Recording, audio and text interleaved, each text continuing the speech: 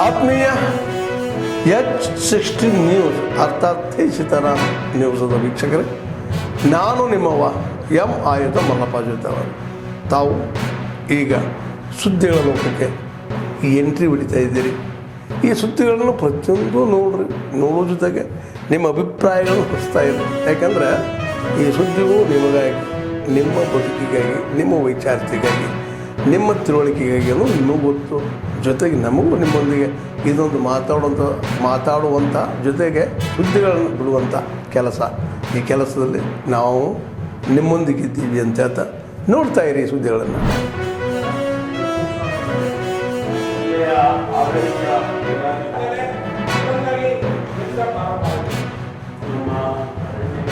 ಕಾರ್ಯಕ್ರಮದಲ್ಲಿ ಭಾಗವಹಿಸುವುದರಿಂದ ನಾವು ಮತ್ತೊಂದು ಬಾರಿ ವಾಲಂಟಿಯರ್ ಬಂದು ಹೋರಾಟದಲ್ಲಿ ಭಾಗವಹಿಸಿ ರೈತರದ್ದು ಆಮೇಲೆ ಮಾತಾಡಿದ ಮೇಲೆ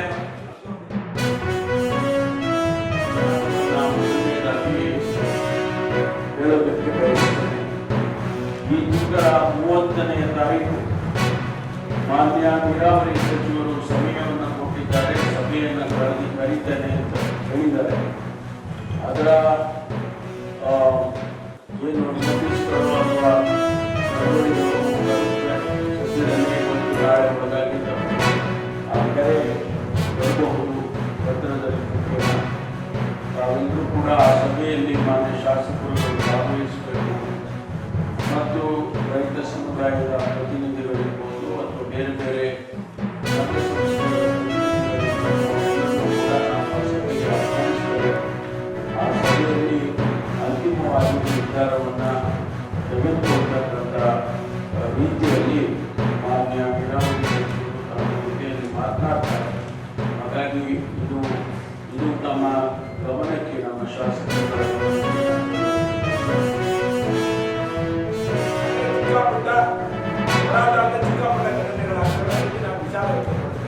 ಅದಾದ್ಮೇಲೆ ನಮ್ಮೆಲ್ಲೂ ಕೂಡ 4 ಎಫ್ಐಆರ್ ಹಾಕಿದ್ರು. 4 ಸರ್ಕಾರ ನಮ್ಮೆಗೆ 400 ಹಾಕಲಿ ಸರ್. ಆ ರೈತರು ಏನ್ ಮಾಡಿದ್ರು ಸರ್? ಆ ರೈತರ ಮೇಲೆ ನೀವು ಸುಮಾರು ಒಂದು 500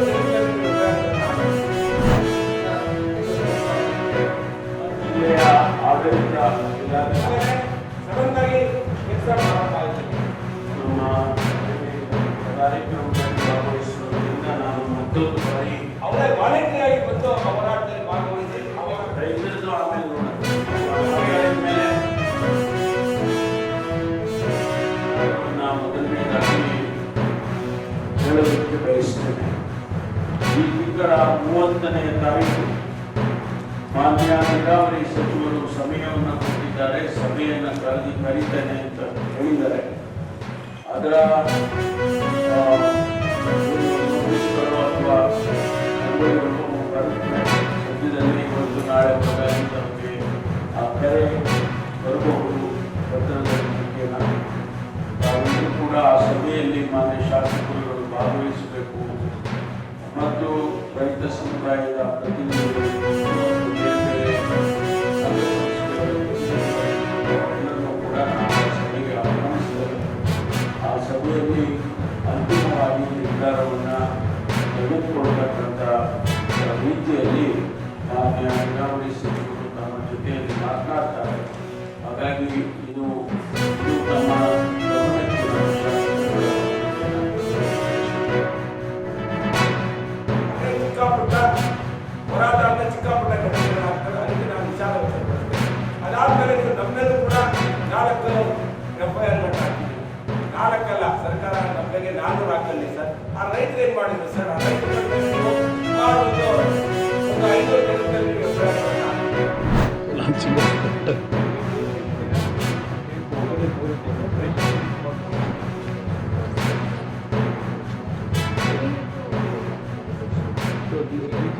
the portal which is launched today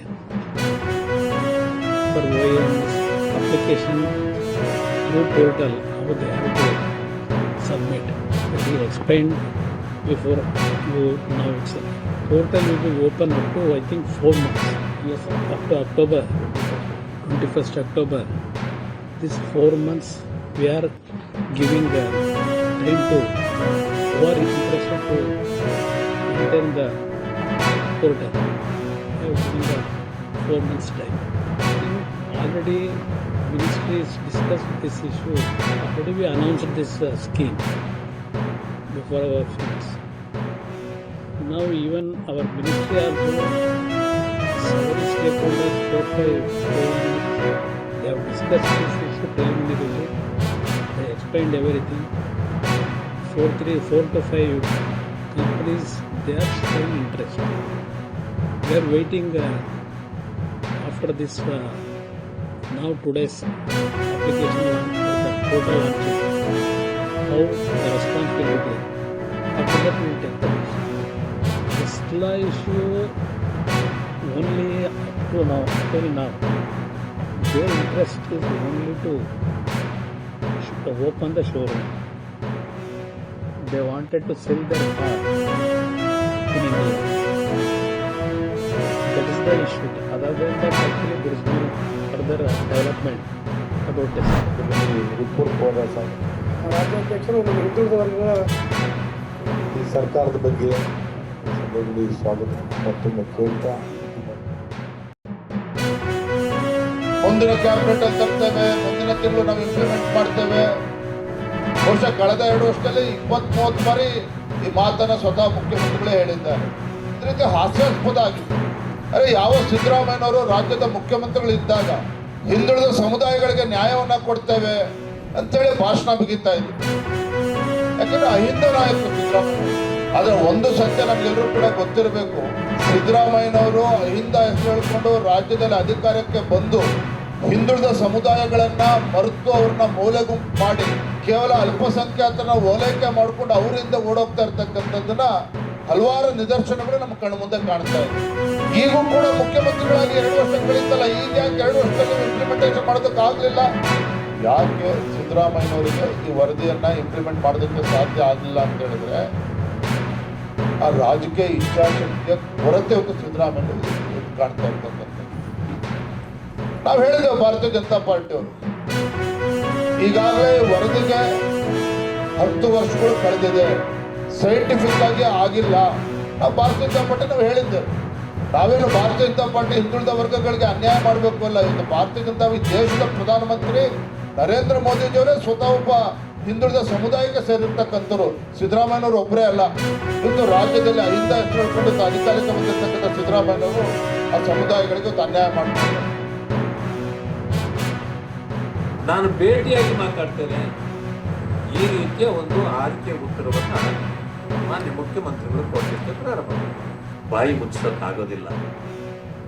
ಅಂದ್ರೆ ಇದು ಮಿತಿಯನ್ನು ಮೀರಿದ ನಡತೆ ಆದ್ಮೇಲೆ ನೀವು ರಾಜಕಾರಣ ಮಾಡ್ತಕ್ಕಂಥದ್ದು ಒಂದು ಗೌರವ ಇಲ್ಲದೆ ನಡ್ಕೊಳ್ತಕ್ಕಂಥದ್ದನ್ನ ಜನ ಸಹಿಸ್ಕೊಳ್ಳೋದಿಲ್ಲ. ತಕ್ಷಣ ತಾವು ರಾಜೀನಾಮೆ ಕೊಟ್ಟು ನಿರ್ಗಮಿಸಬೇಕು ಅಂತೇಳಿ ನಮ್ಮ ಮೂಲಕ ನಾನು ಆಗ್ರಹ. ಆದ್ಮೇಲೆ ಎಲ್ಲ ಸುದ್ದಿಗಳನ್ನು ನೋಡಿದ್ರಲ್ಲ, ಏನು ಅನಿಸ್ತು ನಿಮಗೆ? ಇದರಲ್ಲೇ ನಿಮ್ಗೆ ಲೈಕ್ ಆಗಿರ್ಬೋದು, ಡಿಸ್ಲೈಕು ಆಗಿರ್ಬೋದು, ಕಾಮೆಂಟ್ ಬೇಡಪ್ಪ ಅಂತೂ ಅನಿಸಿರ್ಬೋದು, ಕಾಮೆಂಟ್ ಮಾಡಬೇಕಪ್ಪ ಅನಿಸಿರ್ಬೋದು, ಶೇರ್ ಮಾಡಬಾರ್ದಪ್ಪ ಅನಿಸಿರ್ಬೋದು, ಅದು ಮಾಡಬೇಕು ಅನಿಸಿರ್ಬೋದು. ಏನಾದರೂ ಆಗಿ ಶೇರ್ ಮಾಡ್ತಾಯಿರಿ, ಈ ನ್ಯೂಸ್ಗಳನ್ನ ಹಂಚ್ತಾ ಇರಿ, ಜೊತೆಗೆ ಇದಕ್ಕೆ ಸಬ್ಸ್ಕ್ರೈಬ್ ಆಗ್ತಾಯಿರಿ ಅಂತ ಹೇಳ್ತಾ H16 ನ್ಯೂಸ್ ಅರ್ಥಾತ್ ಹೇ ಸೀತಾರಾಮ್, ಇದು ಸತ್ಯದ ಕೈಗೆ ನಡಿ. ವಂದನೆಗಳು.